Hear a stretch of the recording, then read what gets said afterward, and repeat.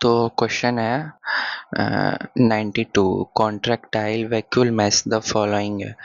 तो contractile vacuole क्या होगा इसमें से? तो ये ऑस्मो रेगुलेशन और एक्सक्रेशन में हेल्प करता है अमीबा के।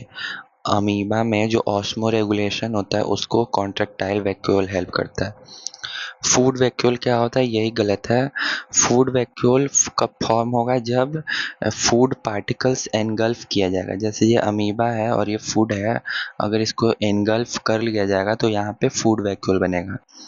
सैप वैक्यूल, इसमें क्या होगा कि यूजलेस मतलब वेस्ट वाला सब्सटेंस जो सेल के काम नहीं आएगा, contain water, excretory product and other useless material in plants. SAP vacuole plant में होता है, ये याद रखना। फूड वैक्यूल क्या होता है? प्रोटिस्ट में। प्रोटिस्ट मतलब जैसे अमीबा, पैरामीशियम। गैस वैक्यूल, तो गैस आ गया मतलब एयर से रिलेटेड है। Provide buoyancy in purple and green photosynthetic bacteria. Basically prokaryotes में ये buoyancy प्रोवाइड करता है, तैरने में मदद करता है। In which of the following cellular structure double standard circular DNA is present? हमको लीनियर डीएनए नहीं चाहिए, हमको सर्कुलर चाहिए। तो न्यूक्लियस में जो होता है वो लीनियर डीएनए होता है और वो यूकैरियोट में होगा। तो यूकैरियोट में सर्कुलर डीएनए नहीं पाया जाएगा। प्रोकैरियोट जैसे सेल में तो जो प्लास्टिड है और माइटोकॉन्ड्रिया है जिसके पास खुद का डीएनए होता है, जिसमें 70S राइबोसोम भी होता है, तो उनमें सर्कुलर डीएनए पाया जाता है और वो डबल स्टैंडर्ड होता है, same as in prokaryote. Lysosome vacuole तो ऑटोनोमस ऑर्गेनल नहीं है, सेमी ऑटोनोमस, तो नो डीएनए। अब 94 तो न्यूक्लियोलस है, तो न्यूक्लियोलस क्या करेगा? ए का 3 spherical structure present in the nuclear matrix. तो न्यूक्लियर मैट्रिक्स में कुछ स्फेरिकल स्ट्रक्चर रहेगा, वो न्यूक्लियोलस है। सेंट्रियोल क्या करेगा? बेसल बॉडी बनाएगा सीलिया और फ्लैजला का। जो सीलिया और फ्लैजला का जो बेसल बॉडी होता है ऐसे, तो जो बेसल बॉडी है वो सेंट्रियोल बनाएगा। किसका? सीलिया और फ्लैजला का। ल्यूकोप्लास्ट तो कलरलेस होता है, colourless plastid with stored nutrients. Food store होता है वो ल्यूकोप्लास्ट में होता है। गोल्गी apparatus क्या करता है? पैकेजिंग का काम। Forms the function of packaging of biomolecules. Easy question था।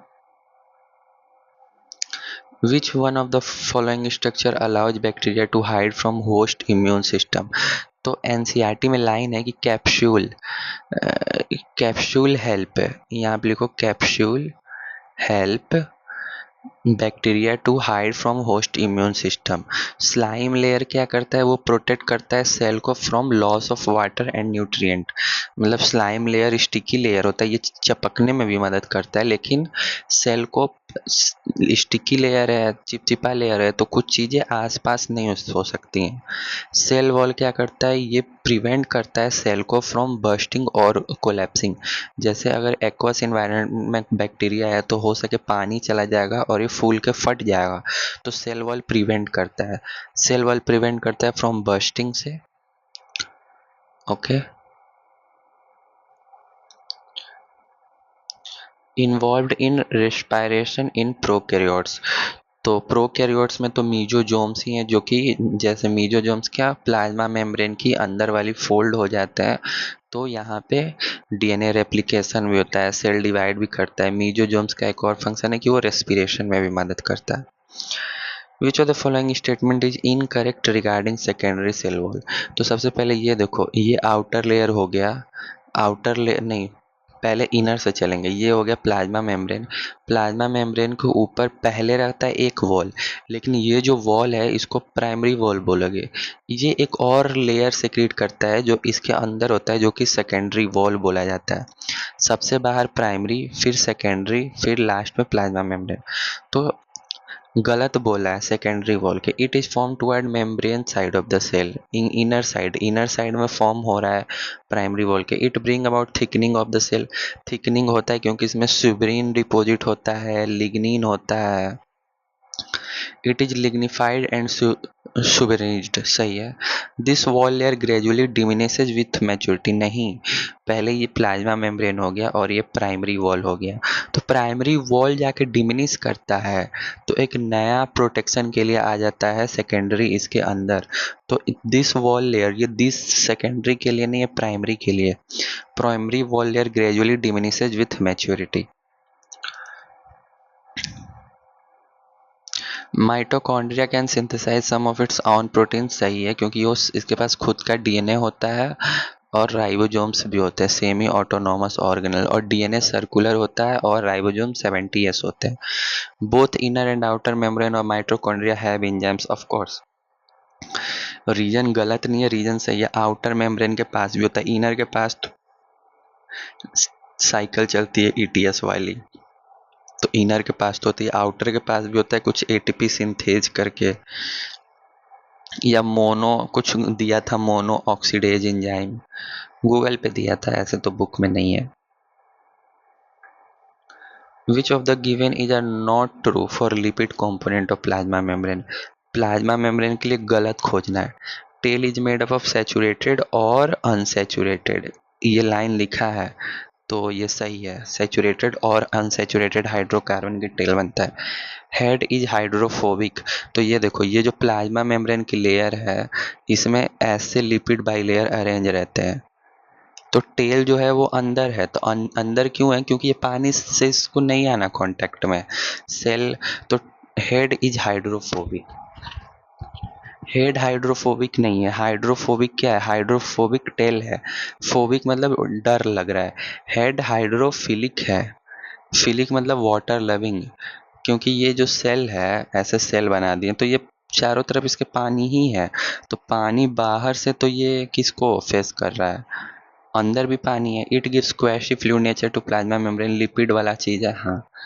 इन human erythrocyte membrane lipid fraction is more, नहीं, बोला जाता है कि मिस कन्फ्यूजन हो जाता है कि जो प्लाज्मा मेम्ब्रेन है वो फॉस्फोलिपिड की बाई लेयर है, तो ऐसा लगता है कि लिपिड ज़्यादा है, लेकिन इन रियलिटी में प्रोटीन जो है वो 52% है, ज़्यादा हो गया, और लिपिड जो है वो 40% है, तो यहाँ पे प्रोटीन जीत गया, लिपिड नहीं। जैसे कन्फ्यूजन हो जाता है ना कि इरिथ्रो से जो प्लाज्मा मेम्ब्रेन है वो क्या है, फॉस्फोलिपिड का बाई लेयर है, फॉस्फोलिपिड, और ये बाई लेयर, दो लेयर में अरेंज है, तो यहाँ पे मिस कन्फ्यूजन हो जाता है कि ऐसे समझते हैं कि लिपिड है नेम में, तो हो सके लिपिड ज़्यादा होगा तभी कर दिया, नहीं, लिपिड 40% है, उससे ज़्यादा प्रोटीन है, तो गलत ढूंढना था, तो गलत बी एंड डी।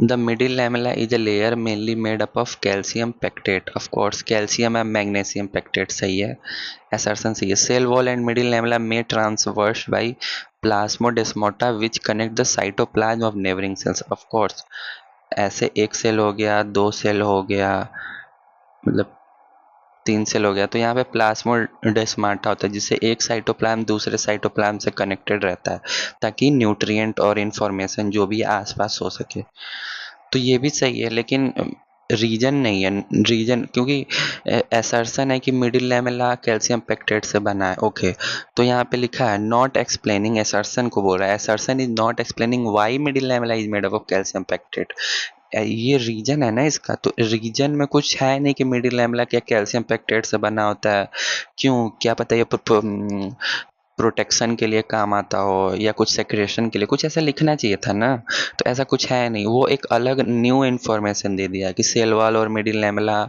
ज्वाइंट होते हैं प्लाज्मोडेस्माटा से, दो सेल के। बोटनी खत्म, let's back to zoology. Choose the organism among the following whose body is made up of different type of cells and the number of cells in each type can be 1000। तो पहले पकड़ो, जिसका body made of different type of cells, तो cells का type बदल गया, तब तो वो मल्टी सेलुलर को पूछ रहा है, अगर एक ही तरह के सेल होंगे तो यूनिसेलुलर, तो अमीबा यूनिसेलुलर है, पैरामीशियम यूनिसेलुलर है, ईस्ट यूनिसेलुलर है, यूनिसेलुलर तो मल्टी सेलुलर, और सीलेंट्रेटा, और एनसीईआरटी में आप देखोगे मोस्ट प्रोबेबली या तो इस चैप्टर में या तो एनिमल किंगडम में कहीं तो लिखा है हाइड्रा कि बॉडी है, hydra body is made up of different type of cells and the number of cells in each type can be in thousands. ये लाइन उठा के दिया है, हो सके कोई दूसरा चैप्टर का हो बट दिया तो है। ये लाइन है एनसीईआरटी में, और हाइड्रा एक सीलेंट रेटा है, ये याद कर लो। The type of cells that make up more than 1/2 of volume of neural tissue in our body. तो पहले आइडेंटिफाई करो वो कौन सा सेल्स है जो न्यूरल टिश्यू का हाफ से भी ज़्यादा बनाता है। तो न्यूरोग्लिया याद आ जाएगा आपको। अब न्यूरोग्लिया के बारे में आपको 4 में से ढूंढना है। तो सेकंड मैंने मारा था जो कि गलत है। सेकंड में क्या लिखा था, exert the greatest control over the body's responsiveness to changing condition by transmitting impulse. तो बाद में पता चला कि ये जो लाइन बोला गया है ये न्यूरल टिश्यू के लिए बोला गया है, कि जो न्यूरल टिश्यू है उसका बॉडी के ऊपर पूरा कंट्रोल रहता है, कुछ भी चेंज होता है तो वो रिस्पॉन्स करता है इम्पल्स ट्रांसमिट करके। तो ये तो गलत हो गया क्योंकि हमको न्यूरोग्लिया के बारे में खोजना है। दूसरा था are excitable cell due to presence of a differential concentration gradient of ions. ये न्यूरॉन्स के बारे में बोला गया है कि जो न्यूरॉन्स हैं वो एक्साइटेबल सेल्स होते हैं। क्यों? क्योंकि उनमें कॉन्सेंट्रेशन ग्रेडियंट रहता है। न्यूरॉन्स में ही सोडियम और पोटेशियम पंप चलते हैं, तो ग्रेडियंट आ गया ना। चौथा, protect and support the cells that act as functional unit of neural system. Of course जो न्यूरोग्लिया होता है वो किसको प्रोटेक्ट करता है, न्यूरॉन्स को प्रोटेक्ट करता है। तो यही तो लिखा है कि प्रोटेक्ट एंड सपोर्ट किसको, वो सेल्स जो functional unit of neural system है, मतलब न्यूरॉन्स। इस सबको काट के यहाँ पे बस एक न्यूरॉन्स लिख दो। तो प्रोटेक्ट एंड सपोर्ट न्यूरॉन्स, तो ये न्यूरोग्लिया का काम है, तभी तो वो हाफ से ज़्यादा वॉल्यूम में प्रेजेंट है, कुछ तो उसका रोल है। तो ये ऑप्शन में भी एक ऑप्शन बना दिया गया। Okay done. नेक्स्ट, ये तो आपको फिगर आइडेंटिफाई करना था, तो ये आपको कंपाउंड एपिथेलियम है। तो कंपाउंड एपिथेलियम है। ओके, कंपाउंड एपिथेलियम है तो पता करना था कंपाउंड एपिथेलियम कहाँ रहेगा, covers the most surface of pharynx. ये डेंस रेगुलर कनेक्टिव टिश्यू है, DRCT लिखा है, डेंस रेगुलर है। तो डेंस रेगुलर, इरेगुलर गलत है, रेगुलर, रेगुलर तो लिगामेंट में होगा, दो बोन्स के रीजन के ज्वाइंट में। ये क्या कार्टिलेज है, तो कार्टिलेज देख लो, बोन गलत, कनेक्टिव टिश्यू गलत। कार्टिलेज कहाँ होगा, ट्रैकिया और लैरिंग्स में कार्टिलेज प्रेजेंट रहता है। तो थर्ड,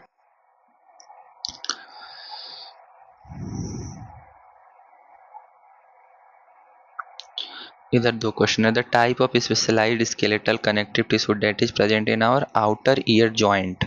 मतलब आउटर ईयर जॉइंट में जो प्रेजेंट रहता है वो और कहाँ कहाँ प्रेजेंट रहता है। तो आउटर ईयर जॉइंट में तो कार्टिलेज रहता है, तो हमको कार्टिलेज ढूंढना है कहाँ कहाँ रहता है। Limbs and hands in adults रहेगा, नोज के टिप पे, फ्लेक्सिबल वाले पार्ट पे रहेगा। वॉल्स ऑफ ब्लड वेसल में स्मूथ मसल होता है, नहीं। Between adjacent bones of vertebral column, तो जो 26 वर्टिब्रा है उसके बीच में तो कार्टिलेज रहेगा ही। तो A B D, मैंने B और D मारा था, A छूट गया था। मेरे को लगा था कि लिम्स और हाथ में बोन होते हैं, पर कहीं ना कहीं कार्टिलेज भी तो होते हैं, तभी तो फ्लेक्सिबल है। Cartilage specialised skeletal connective tissue है, डन है। Cells of simple epithelium which usually get specialized for secretion, secretion के लिए बात किया गया। तो एनसीईआरटी में लाइन है, some of the columnar or cuboidal cells get specialized for secretion and are glandular cells। मतलब जो ग्लैंडुलर इपिथेलियम बनते हैं वो कौन से सेल बनाता है, यही कॉलमनार और क्यूबॉइडल। कुछ जाके मॉडिफाई हो जाते हैं, स्पेशलाइज हो जाते हैं, स्क्वैमस सेल तो नहीं बनाता। तो A एंड C, इसमें भी मैंने C मारा था, मेरे को लगा था कि बस क्यूबॉइडल ही बनता है, लेकिन नहीं, कॉलमनार भी बनता है। ये एनसीईआरटी में लाइन है, लाइन से डायरेक्ट क्वेश्चन पूछा गया है।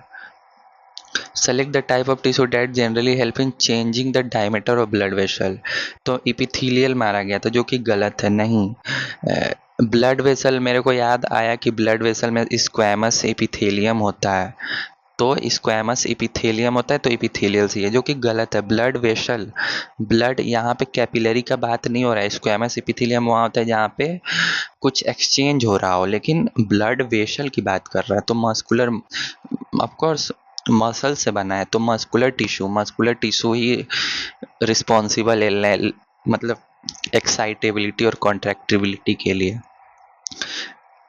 एक्साइट होगा तो डायमीटर बड़ा हो जाएगा, कॉन्ट्रैक्ट होगा तो छोटा हो जाएगा। ये मस्कुलर टिश्यू है। कहीं यहाँ पे डिफ्यूजन विफ्यूजन या कुछ लिखा नहीं है वैसे। Layer of smooth muscle involve of blood vessel, matching आ गया तो ये तो गलती से गलती हो गया। कम्युनिकेशन जंक्शन कहाँ होता है? कार्डियक मसल है, present in cardiac muscle tissue.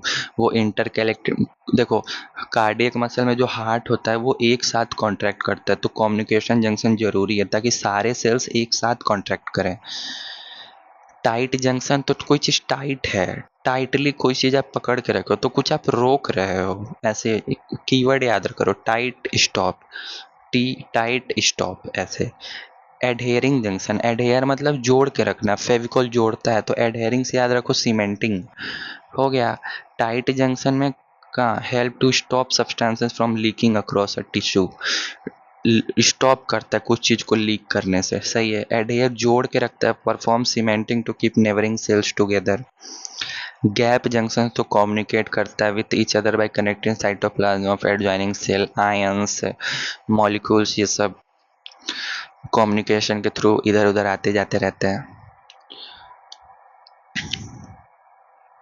हाँ, if a comparison of element present in earth crust and human body is done, percentage weight of nitrogen in earth crust is, बोल रहा है कि nitrogen earth crust में और human body में कितना कितना है, तो टेबल ही है। तो टेबल इंपॉर्टेंट है ऑफ कोर्स, जो बायोमोलिक्यूल वाला टेबल है। तो नाइट्रोजन देखो पृथ्वी में सबसे कम है, पृथ्वी में नाइट्रोजन सबसे कम है। देखते हो नाइट्रोजन फिक्सिंग करते हैं प्लांट, तो इसका मतलब ये नहीं समझ लेना कि बहुत ज़्यादा है भाई, उनको फिक्स करना पड़ रहा है प्लांट को, इसका मतलब वो बहुत कम है। बहुत सारे रूट्स होते हैं लेग्यूमिनस प्लांट के जो नाइट्रोजन को फिक्स करते हैं, जो कि प्लांट के लिए इंपॉर्टेंट है, तो इसका मतलब ये नहीं इंपॉर्टेंट है तो बहुत ज़्यादा है ना, इम्पॉर्टेंट है इसीलिए वैसा वैसे रूट्स हैं ताकि नाइट्रोजन फिक्स हो, प्लांट बोल रहे हैं सॉइल में। तो अर्थ क्रस्ट में नाइट्रोजन बहुत कम है, बट ह्यूमन बॉडी में 3.3% है, तब भी कंपैरिजन ज़्यादा है। और एक देख लो, जैसे अर्थ क्रस्ट में नाइट्रोजन बहुत कम है, वैसे हमारी ह्यूमन बॉडी में सिलिकॉन तो ना ही की बराबर है, और 27.7% अर्थ क्रस्ट में। अब देखो सिलिकॉन का काम होता है क्या, सेमीकंडक्टर बनाना, चिप बनाने, उधर सिलिकॉन का काम होता है। तो सिलिकॉन का जब उसमें काम, हमारे बॉडी में ऐसा कोई काम है नहीं, एज सच नहीं है, नेग्लिजिबल है। तो सिलिकॉन कहाँ होगा, अर्थ क्रस्ट में होगा। ऑफ कोर्स तभी तो चिप बन रहा है, माइनिंग हो रही है इतना ज़्यादा, सेमीकंडक्टर का वो सोलर पैनल और पता नहीं क्या क्या बन रहा है, तो वो अर्थ क्रस्ट से उसको एक्सट्रैक्ट किया जा रहा है, चिप बनते हैं।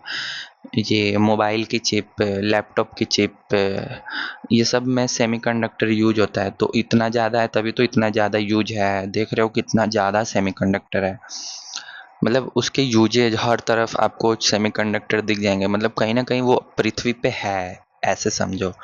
तो और हमारे बॉडी में नहीं है। ये एक क्वेश्चन आया था जो कि क्या ही बोल सकते हैं, select the secondary metabolite among the following which can be categorised as both drug as well as alkaloid. तो एल्केलॉइड का तो एग्जांपल मॉर्फिन और कोडीन है भाई, AMC alkaloid, morphine, codeine. Drug में दो ड्रग है, विनब्लास्टिन, सरक्यूमिन, और एब्रिन और राइसिन तो टॉक्सिन्स वाले कैटेगरी में आ जाएंगे, कॉनकावेलिन ए लेक्टिन्स वाले कैटेगरी में आ जाएगा। तो बोला गया है कि ड्रग भी और एल्केलॉइड भी हो, तो एल्केलॉइड ड्रग देखो, ये चार ऑप्शन में से इसमें बस एक मॉर्फिन ही दिख रहा है, एब्रिन, राइसिन, टॉक्सिन है, कॉनकावेलिन ए लेक्टिन है, तो इस बेसिस पे मॉर्फिन मारा गया है। एज सच क्या तो गूगल पे लिखा था कि हायर बुक में मॉर्फिन ड्रग भी है और एल्केलॉइड भी है। ड्रग कैसे, देखो एल्केलॉइड तो मॉर्फिन लिखा है, ह्यूमन हेल्थ में जाओगे ना तो मॉर्फिन को एज अ मेडिसिन यूज किया जाता है। कोई पेशेंट को आपको सुलान मतलब बेहोश करना है तो मॉर्फिन दे दो, तो एक तरह से वो दवाई का काम कर रहा है ना ड्रग। विन ब्लास्टिंग सर्क्यूमिन भी है लेकिन मॉर्फिन भी हो सकता है, कॉमन सेंस।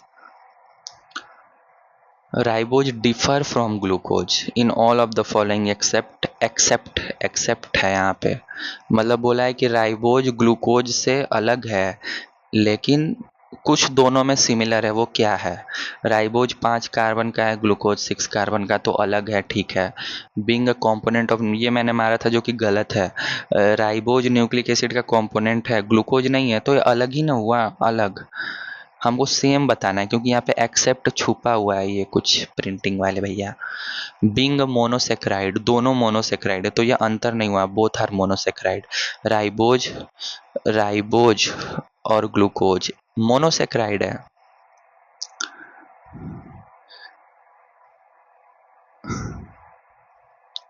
डाइसेक्राइड क्या हो जाएगा, सुक्रोज डाइसेक्राइड हो जाएगा, जो कि सुक्रोज, और एक माल्टोज डाइसेक्राइड हो जाएगा, ग्लूकोज ग्लूकोज से बनता है। Okay, among the following bio macromolecule है, यहाँ पे इसके वजह से क्वेश्चन गलत हो गया। मतलब ये क्वेश्चन लिपिड मारा गया था जो कि गलत हो गया मेरे से। मैक्रोमोलिक्यूल है the least percent of total cellular mass, तो टेबल याद है, water 70 to 90, protein 10 to 15, nucleic acid 5 to 7, carbohydrate 3, lipid 2, ions 1। तो मैंने देखा लीस्ट बोला है ना, तो लिपिड पे गया 2 जो कि गलत है। फिर लिखा था बायो मैक्रोमोलिक्यूल, फिर याद आया अरे यार लिपिड तो स्ट्रिक्टली बायो मैक्रोमोलिक्यूल है ही नहीं, वो तो छोटे छोटे रहते हैं, वो कंबाइन करके वेसिकल बना लेते हैं, लेकिन है वो माइक्रोमोलिक्यूल। लिपिड माइक्रोमोलिक्यूल है और यहाँ पे मैक्रो पूछा है, तो लिपिड ना छोड़ के ऊपर वाला ऑप्शन कार्बोहाइड्रेट जो कि 3% है वो आंसर हो जाएगा। ओके, नेक्स्ट क्वेश्चन फिर से टेबल से आ गया। All of the given element form higher percentage weight of earth crust in comparison to human body except, फिर से एक्सेप्ट आ गया। मतलब यहाँ तक पहले पढ़ते हैं कि जो दिए गए एलिमेंट है वो अर्थ क्रस्ट में ज़्यादा है ह्यूमन बॉडी से, ओके, लेकिन हमको वो खोजना है जो ह्यूमन बॉडी में ज़्यादा है। तो सोडियम अर्थ में 2.8 है, हमारे में 0.2। अब ऐसे देखो, हम लोग को सोडियम नमक उतना नहीं खाने को बोला जाता है, गुस्सा आता है और पता नहीं क्या क्या होता है, तो नमक हमारे बॉडी में कम है 0.2, पृथ्वी में नमक ज़्यादा है। अरे यार NaCl यार, सॉल्ट मतलब होता है समुद्र से, तो ऐसे समझ लो 2.8% है कहीं ना कहीं, वो तो पानी में है, लेकिन यहाँ पे पृथ्वी का बात हो रहा है, छोड़ो। कार्बन 0.03 है अर्थ में और ह्यूमन के बॉडी में 18.5। कार्बन कार्बन का तो चैप्टर ही था ऑर्गेनिक केमिस्ट्री, तो कहीं ना कहीं कार्बन हमारे में है। मैग्नीशियम देखो, मैग्नीशियम पृथ्वी में 2.1 है, ह्यूमन में 0.1, बहुत कम। कहीं सुने हो बॉडी में मैग्नीशियम? नहीं, बहुत कम जरूरत पड़ता है। कैल्शियम भी 3.6 है और बॉडी में आधा है, आधा से थोड़ा सा कम 1.5। तो देखो सोडियम मैग्नीशियम कैल्शियम ये सब अर्थ में ज़्यादा है, अर्थ मोर। कौन कौन? सोडियम कैल्शियम मैग्नीशियम, लेकिन जो कार्बन है वो ह्यूमन बॉडी में ज़्यादा है। ओके, ख़त्म हो गया 180 क्वेश्चन ओवर, मतलब बायो का ओवर हो गया। अब केमिस्ट्री फिजिक्स देखेंगे अगले वीडियो में।